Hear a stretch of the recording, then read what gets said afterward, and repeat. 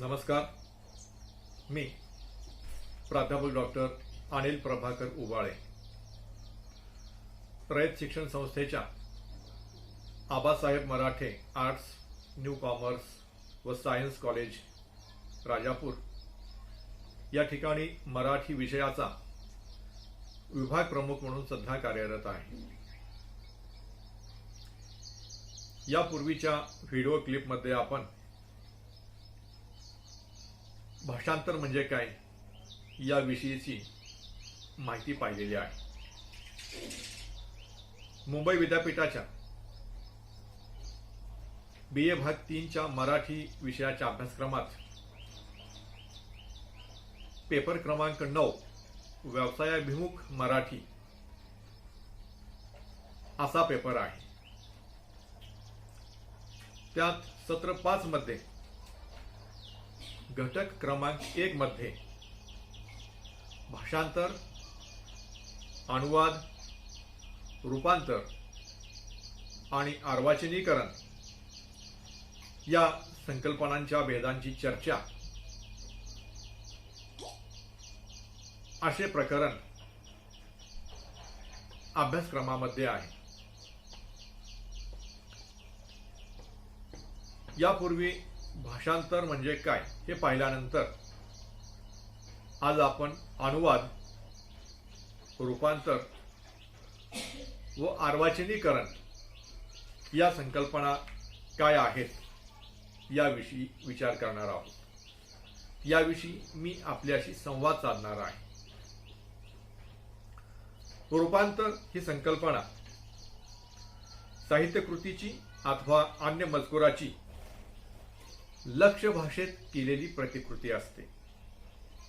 परंतु ज्यावेळी व्यावहारिक कारणामुळे मूळ संहितेची शब्दशः प्रतिकृती शक्य नसते, त्यावेळी लक्ष्य भाषेत फक्त तिचा स्थूल आशय आणण्याचा प्रयत्न केला जातो. त्या प्रक्रियेस रूपांतर असे म्हणतात. रूपांतराचा उद्देश मूळ कलाकृतीचा मुळातला विस्तार टाळून लक्ष्य भाषेत तिची सुटसुटीत प्रतिकृती तयार करणे हा असतो, ज्यामागे कित्येक वेळा मनोरंजनाचा किंवा रंजनात्मकतेचा उद्देश असू शकतो. यामध्ये अशा प्रकारची रूपांतरे आजपर्यंत अनेक ग्रंथांची झालेली आहेत. त्यांची उदाहरणे पुढील प्रमाणे सांगता येतील. पु ल देशपांडे यांनी जॉर्ज बर्नार्ड शॉ यांच्या पिग्मेलियन या नाटकाचे केलेले ती फुलराणी हे रूपांतर, किंवा गोविंद बल्लाळ देवल यांनी शेक्सपियरच्या ऑथेल्लो या नाटकाचे केलेले झुंजारराव असे रूपांतर, किंवा गोपाळ गणेश आगरकर यांनी शेक्सपियरच्या हॅम्लेट या नाटकाचे केलेले विकार विलसित हे रूपांतर, किंवा रशियन नाटककार गोगेल यांच्या इन्स्पेक्टर जनरल या नाटकाचे पु ल देशपांडे यांनी केलेले अंमलदार हे रूपांतर. यावरून आपणाला असं जाणवेल की मराठी साहित्यात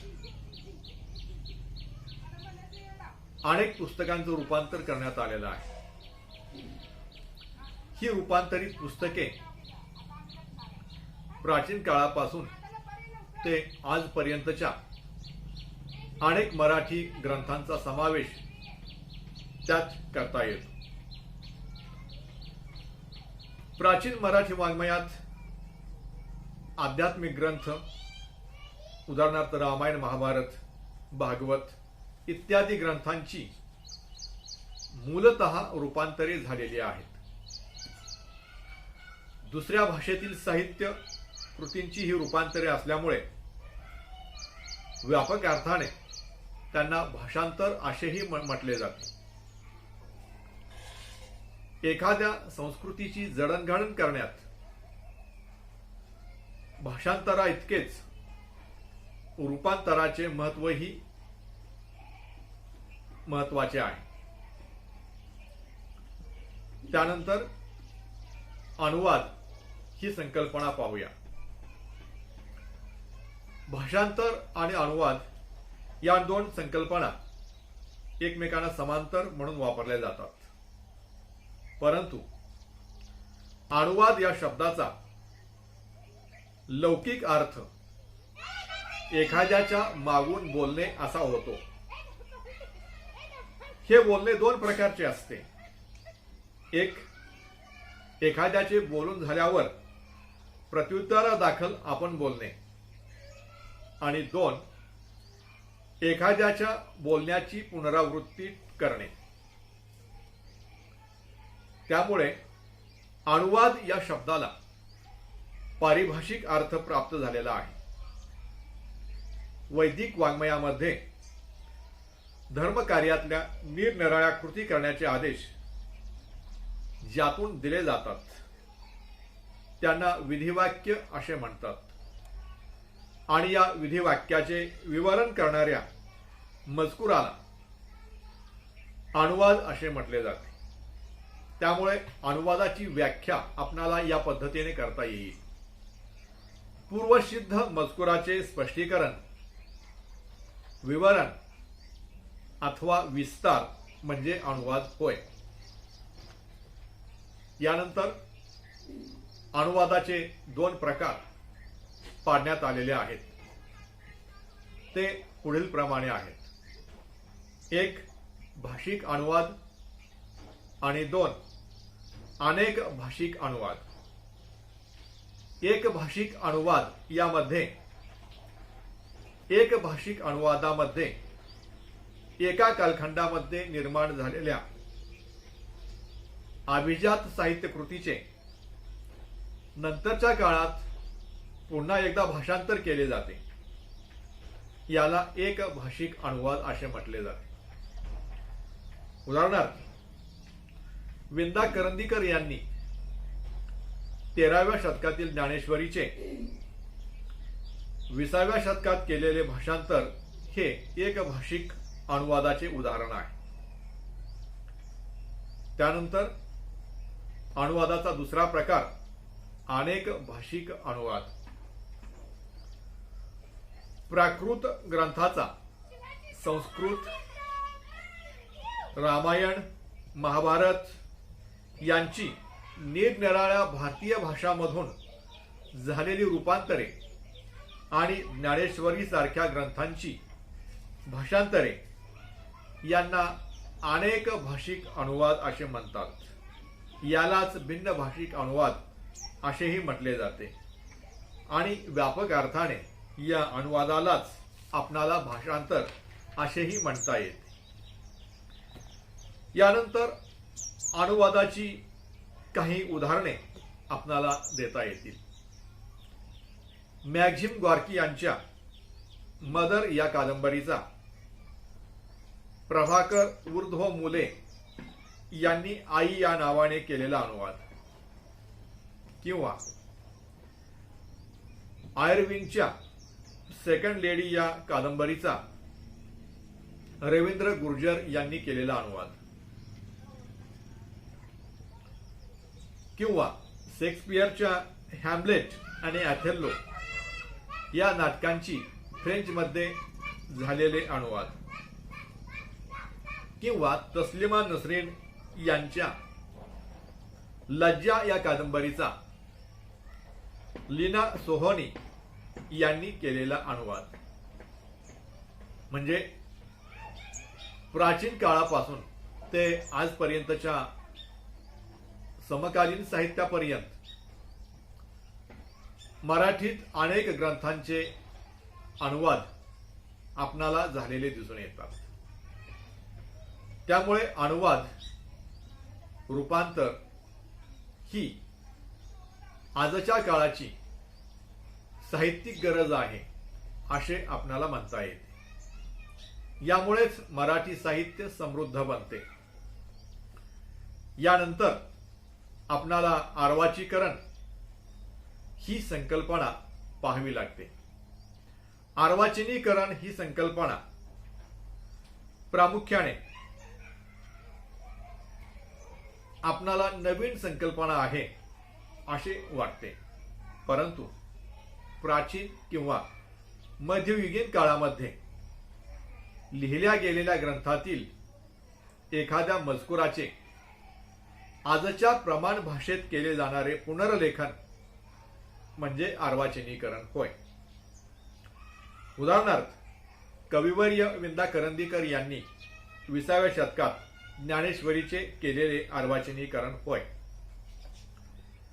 अर्वाचीनीकरण ही संकल्पना भाषांतराच्या माध्यमातून आपल्याला जुन्या मराठी साहित्याचे आजच्या नवीन मराठी भाषेत ज्ञान उपलब्ध करून देणारी संकल्पना आहे.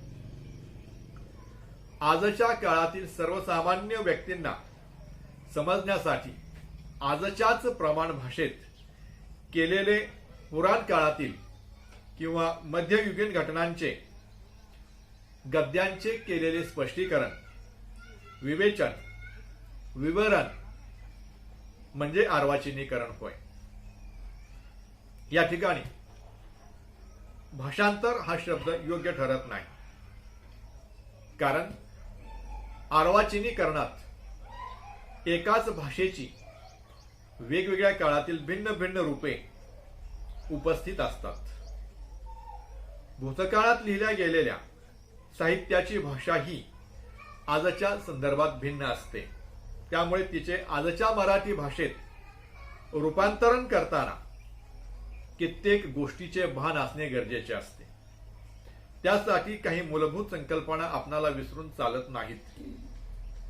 यामध्ये साहित्य कृतीचा रचनाकार, त्याच्या वैचारिक पंथाच्या प्रेरणा, त्यांची विचार तत्वे, समकालीन मराठीचे भाषिक रूप, साहित्य कृतीतील व्यक्तिरेखांच्या व्यक्तिमत्वामधील गुणदोष, ऐतिहासिक उल्लेख, समाज जीवन, त्यातील श्रद्धा व चालीरीती आणि धार्मिक जीवन या सर्व बाबींचा विचार या ठिकाणी करावा लागतो. 12व्या व 13व्या शतकात लिहिल्या गेलेल्या मानव पंथाच्या तत्वज्ञानाचे आजच्या प्रमाण भाषेत केले जाणारे भाषांतर हा अर्वाचीनीकरणाचा उत्तम नमुना आपल्याला म्हणावा लागेल. त्यामुळे भाषांतर, रूपांतर, अनुवाद, अर्वाचीनीकरण या चारही संकल्पना एकमेकांना परस्पर पूरक आहेत, एकमेकांच्या वरती आधारित आहेत असे आपणाला नमूद करता येते. त्यामुळे भाषांतराची जी वेगवेगळी क्षेत्रे आहेत त्या क्षेत्रांच्या मध्ये आपणाला ललित साहित्य आणि ललितेतर साहित्य अशा दोन प्रकारच्या साहित्याचे भाषांतर करावे लागते.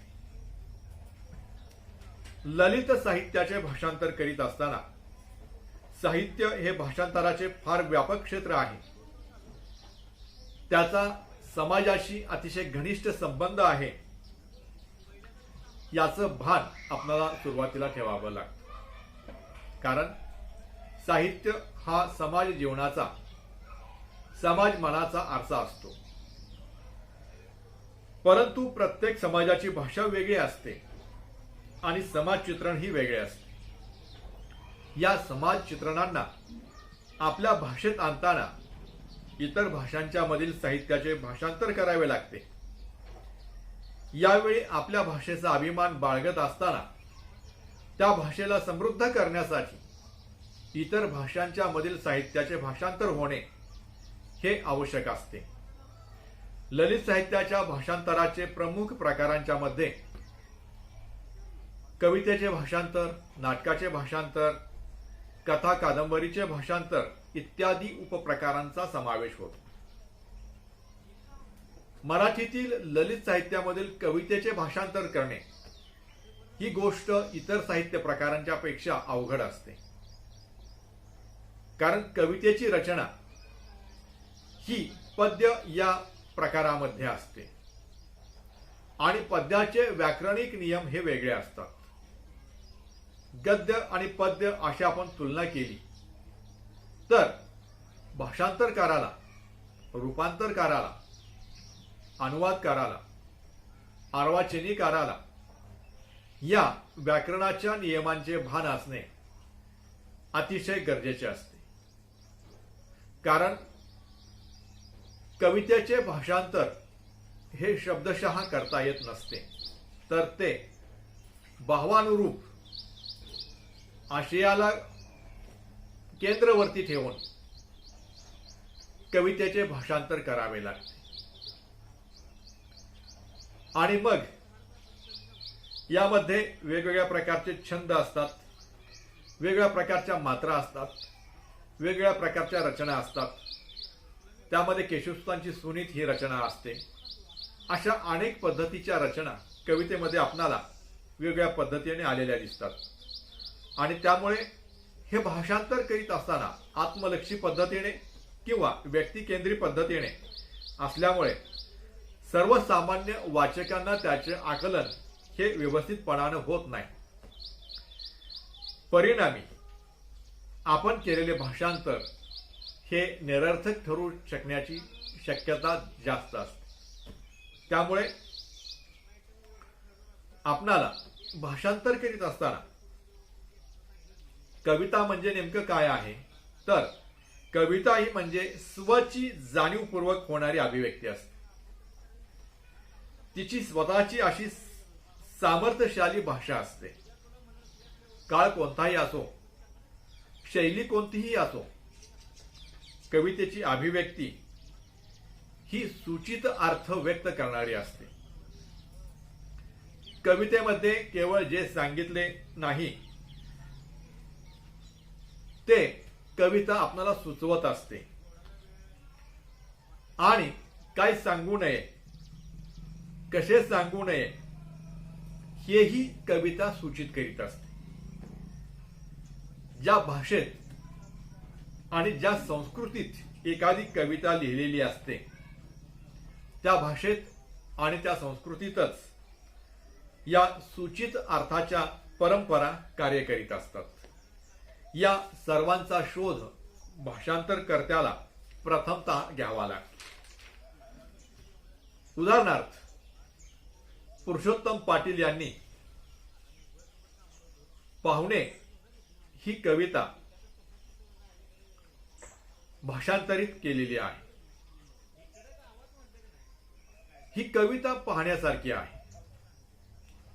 कारण या कवितेच्या ओळी अशा आहेत: लगबग पहार, चुळूक झुळूक सडा, हलकेशे स्वस्तिक, पुलकीशी रांगोळी आणि थोडासा दळदार सूर्य थांबलेल्यासाठी. बघा, म्हणजे या ओळी नुसते शब्द वाचले तर आपल्याला काहीही समजत नाही, परंतु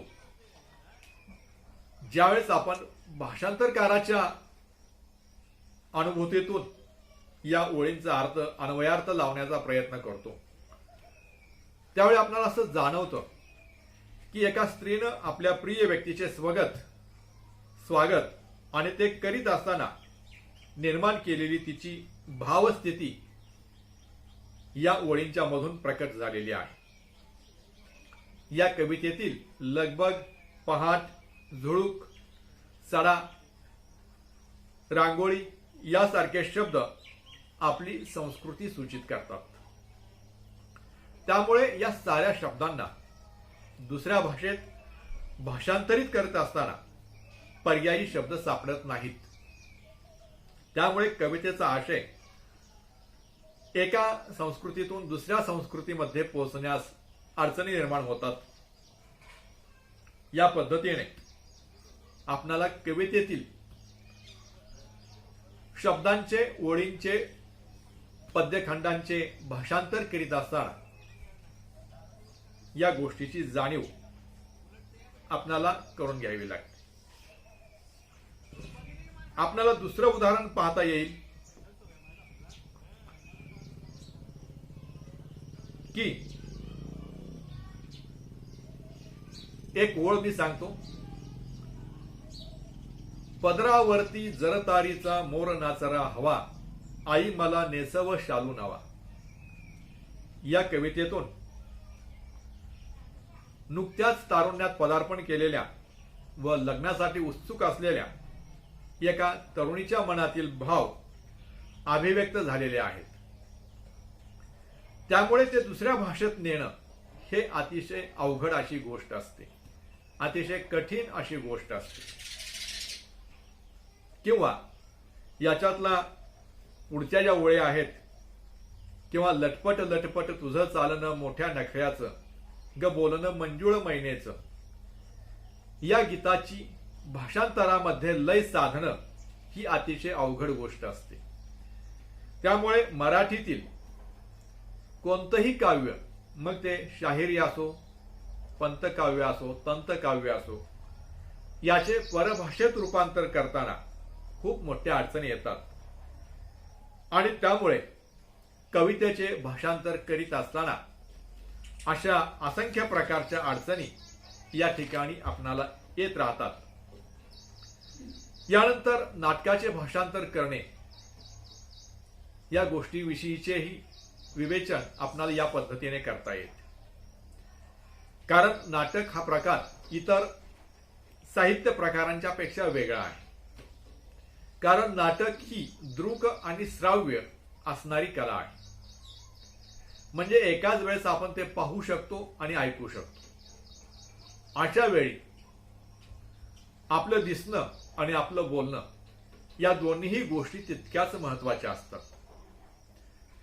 त्यामुळे रंगमंचावर काही विशिष्ट प्रेक्षकांच्या पुढे सादर करण्यासाठी केला जाणारा हा जो साहित्य प्रकार आहे,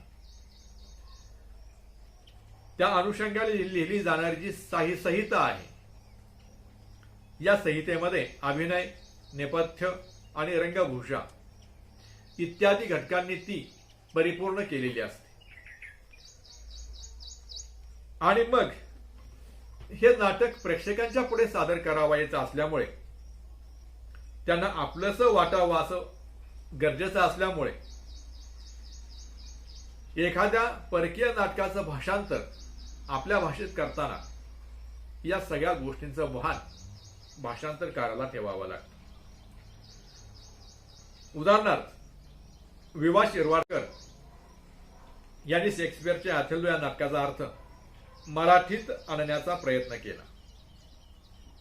या नाटकातील अथेल्लो म्हणजे रॉडरिगो योगोडेस्किमो इत्यादी पात्रांचे नावे बदलून मराठी वाचकांना परिचित अशी महेश्वर, रामदेव, सोमनाथ, दमयंती अशी ठेवण्यात आलेली आहेत. एका अर्थाने नाटकाच्या भाषांतराच्या संदर्भात केली गेलेली ती एक तडजोड मानावी लागेल. सांस्कृतिक भिन्नतेमुळे मूळ संहितेतील भाषेतून व्यक्त होणारे अनेक सांस्कृतिक अर्थाचे बदल भाषांतरात निर्माण करणे हे भाषांतरकर्त्यासमोर खूप मोठं आव्हान ठरतं. आणि त्यामुळे भाषांतरामध्ये आपणाला अनेक गोष्टींची अडचण निर्माण होण्याची शक्यता असते. नाटकाच्या भाषांतरामध्ये शैलीची अडचण असते. नाटकाच्या भाषांतरामध्ये वेगवेगळ्या प्रकारच्या तडजोडी कराव्या लागतात. आणि या सर्व गोष्टी जर योग्य साधल्या तरच ते भाषांतर अचूक होतं. त्यामुळे आपणाला हा शैलीचा जो वापर आहे हा किती अचूक करावा लागतो, यासाठी विजय तेंडुलकर यांच्या घाशीराम कोतवाल या नाटकाचं उदाहरण घेता येतं. कारण या नाटकामध्ये त्यांनी दशावतार, लावण्या इत्यादी साहित्य प्रकारांचा इत्यादी गेय साहित्य प्रकारांचा शैलीचा वापर केलेला दिसतो. त्यामुळे अशा नाटकाच्या इंग्रजी भाषांतरात समतुल्य शैली वापरणं हे अशक्य असतं. आणि मग अशाच पद्धतीने आज मराठी साहित्यात भाषांतराची, रूपांतराची, अनुवादाची, अर्वाचीनीकरणाची अशी असंख्य क्षेत्र निर्माण झालेली दिसून येतात. त्यामध्ये शासकीय क्षेत्र आहेत, मराठीतले धर्मग्रंथ आहेत, न्यायालये आहेत, सरकारी कार्यालये आहेत, शैक्षणिक क्षेत्र आहे, राष्ट्रातील सांस्कृतिक संबंध आहेत. म्हणजे आज आपल्या समोर असंख्य क्षेत्र, खूप मोठा व्यापक असा परिसर आपणाला उपलब्ध आहे. परंतु या सगळ्या गोष्टी समजून घेऊन आपण याची तडजोड करून याच्यातला खाचाखोचा लक्षात घेऊन हे भाषांतर, या अनुवाद, हे रूपांतर, अर्वाचीनीकरण हे करणं ही आजच्या काळाची खरी गरज आहे असं मला म्हणावंसं वाटतं. कारण भाषांतर ही एक कला आहे. ही कला आपणाला साध्य करून घेणं, साध्य होणं हे अतिशय महत्वाची गोष्ट आहे. कारण भाषांतरकाराला भाषांतर करीत असताना कोणते शब्द वापरावेत, कोणती भाषा वापरावी याचं स्वातंत्र्य भाषांतरकार हा घेत असतो. आणि याच्यामध्ये असं होतं की शास्त्रीय नियमांचं उल्लंघन हे भाषांतरकाराकडून होत असतं, केलं जातं. यालाच साहित्यिक भाषेमध्ये शैली, नियमोल्लंघन असं म्हटलं जातं. म्हणजे शब्दांची मोडतोड करून जसं काव्य तयार होतं, तसंच परकीय भाषेतील शब्दांची, परकीय भाषेतील वाक्यरचनेची मोडतोड करून हे भाषांतर तयार होत असतं. याच्यामध्ये प्रामुख्याने एकच गोष्ट महत्वाची असते आणि ती म्हणजे त्या भाषांतराचा मूळ आशय, त्या भाषांतराचा भावार्थ, त्या भाषांतराची अभिव्यक्ती ही कुठेही कमी होता कामा नये याची जाणीव भाषांतरकाराला ठेवावी लागते. जसं आपल्या दैनंदिन जीवनामध्ये आर्ट ऑफ कुकिंग म्हणजे पाकशास्त्र ही जशी एक कला आहे, तसंच आर्ट ऑफ ट्रान्सलेशन म्हणजे भाषांतर ही सुद्धा एक शास्त्र नसून कलाच आहे असं म्हटलं जातं. तेव्हा त्याचा वैज्ञानिक आणि वस्तुनिष्ठ अभ्यास करीत असताना भाषांतर हे जसं शास्त्र आहे तसेच ती एक कलाही आहे असे आपल्याला मानावे लागते. हिलेट बेलॉक यांनी भाषांतराला गौण कला असे म्हटलेले आहे. वास्तविक मराठीत समीक्षा ही जशी प्रथम दर्जाची कला ठरते, त्याचप्रमाणे भाषांतर हे सुद्धा दर्जेदार शास्त्र ठरू शकते. त्यामुळे शास्त्राच्या कसोटीवर उतरलेली भाषांतरे ही एक सुंदर कला आहे असे भाषांतराविषयी मला म्हणावेसे वाटते. धन्यवाद.